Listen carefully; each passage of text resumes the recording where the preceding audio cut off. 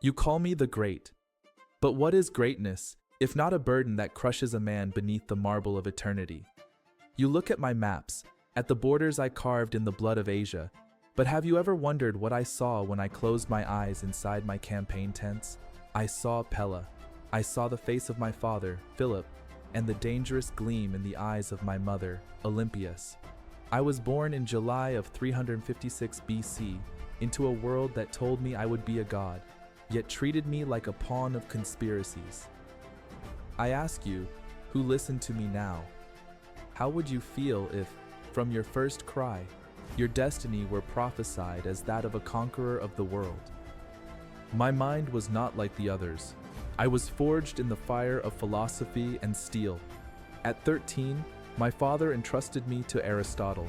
Imagine being a teenager with the greatest mind in Greece, shaping your perception of reality.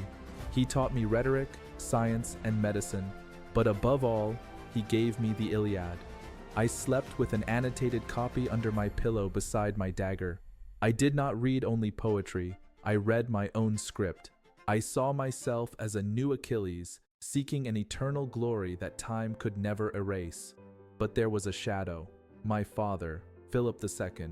He transformed Macedonia from a weakened peripheral kingdom into the greatest military force the world had seen. I hated and admired him in equal measure. Every victory of his stole from me an opportunity to shine. At the banquet of his marriage to Eurydice, blood boiled. A dispute over who would be the rightful heir nearly ended in fratricide. Drunk, he tried to run me through with a sword and stumbled. I laughed at him. I said that the man preparing to cross from Europe into Asia could not even cross from one table to another. Fate, however, is a cruel weaver. In 336 BC, my father was assassinated in a theater by Pausanias. I was only 20 years old. The kingdom was in shambles, surrounded by Greek cities that saw in me only a boy. They did not know that the boy had the fangs of a lion. I marched to the Danube, crushed revolts, and then turned to Thebes. I destroyed it. I burned every stone except the house of the poet Pindar and sold the survivors into slavery. That was my message to the world. I was not Philip. I was something new, something more terrible. My mind worked on levels my officers barely understood. I inherited the Macedonian phalanx, that professional war machine my father had created, turning peasants into full-time soldiers. But I perfected it. I gave them the sarissa, that massive pike nearly 6 meters long that formed an impenetrable wall of spikes. I knew fear was my most powerful weapon. I was a young king of a small nation, but I had a vision, the fusion of East and West. I did not want merely to conquer. I wanted to unify what Aristotle called barbarians with Greek culture, though he himself advised me to treat them like animals. I saw beauty where he saw savagery. I feared failure, yes. I feared being swallowed by my father's shadow, but that fear fueled my ambition. I was ready to cross the Hellespont. I was ready to face the great king of Persia with only 30,000 infantry and 5,000 cavalry. I was ready to become a myth or die trying. I crossed into Asia in 334 BC, and the first thing I did was drive my spear into Persian soil, claiming that continent by right of conquest. At the Granicus River, death nearly embraced me. I was reckless, fighting at the front like a common soldier.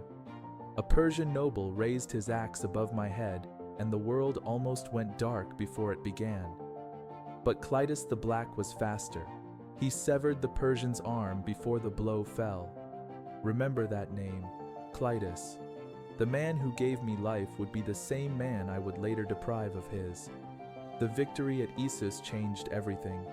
Darius III, the great king, fled like a coward before the charge of my companion cavalry, leaving behind his treasure, his mother, his wife, and his daughters.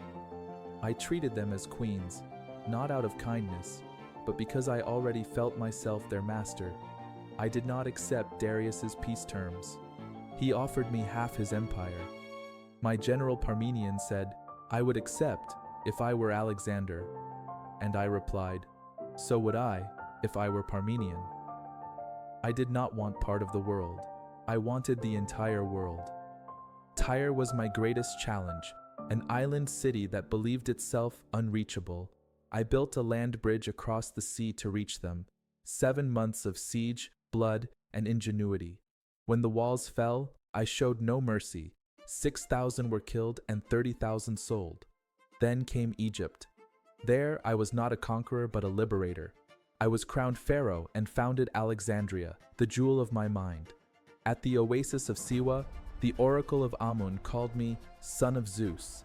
I believed it. My Macedonian soldiers, rough men who believed in equality between king and nobles, began to look at me with suspicion. They saw a king. I saw a god. At Gaugamela, the Persian Empire finally died. Darius had an army that covered the horizon, with elephants and scythed chariots. I used the hammer and anvil tactic. My phalanx was the anvil, holding the enemy mass, while I and my companions were the hammer striking at Darius's heart. He fled again and was soon assassinated by his own men. I took Babylon, Susa, and burned Persepolis.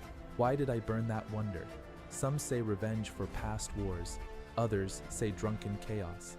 The truth is, I wanted the old world to know that the rules had changed. But power is a slow poison. I began to adopt Persian clothing and demand proskynesis, the act of prostrating before me. This corroded the soul of my Macedonians. The loneliness at the top was absolute. I executed Philotas and his father Parmenion on suspicion of treason, and then, in Maracanda, the moment that haunts my dreams, I killed Clitus the Black. We were drunk. He insulted me, saying my glories belonged to my father. I drove a spear through his chest. The man who saved my life died because of a word. I cried for 3 days. I tried to kill myself with the same spear, but the empire does not stop. I went on to India. I crossed the Hindu Kush, fought elephants at Hydaspes, and defeated King Porus. But there, under the monsoon rains, my men gave up. They mutinied at the Hyphasis River. I, the Lord of the world, was forced to turn back by those I led. The return through the Gedrosian desert was a nightmare of thirst and death. I lost more men there than in any battle. I was returning to Babylon, but I was no longer the young man from Pella. I was a broken man carrying a crown heavier than the mountains I conquered. Babylon should have been my rest, the center of my new universal empire, but it became my mausoleum. The air was heavy with omens. When I reached the city walls, I saw crows flying erratically, pecking at each other until some fell dead at my feet. The Babylonian diviners turned pale. I only watched. I no longer feared death. I felt it as a constant presence. The loss of Hephaestion, my sole companion, destroyed what remained of my heart.